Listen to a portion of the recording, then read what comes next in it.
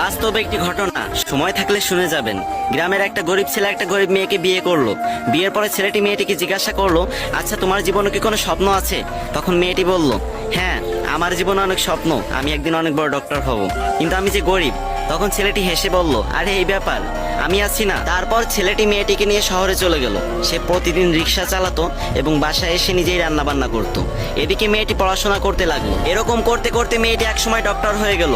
ছেলেটি এই খবর শুনে খুশিতে আত্মহারা হয়ে গেল এবং সে সেই ছেঁড়া কাপড় পরেই মেয়েটির সাথে দেখা করতে চলে গেল। মেয়েটি যখন তার বন্ধু বান্ধব নিয়ে কলেজ থেকে বের হচ্ছিল, তখন ছেলেটি সবার সামনে গিয়ে মেয়েটিকে বলল, জানো আজকে না আমি অনেক খুশি, আজকে তুমি ডাক্তার হতে পেরেছো। তখন মেয়েটির বান্ধবীরা জিজ্ঞাসা করলো, এই এ কে রে?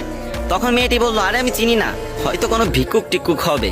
তখন ছেলেটি মন থেকে অনেক কষ্ট পেল। ছেলেটির চোখে পানি চলে আসলো এবং সে বলল, তুমি ঠিকই বলেছো। তুমি জানো আমি তোমার পরীক্ষার টাকা জোগাড় করতে গিয়ে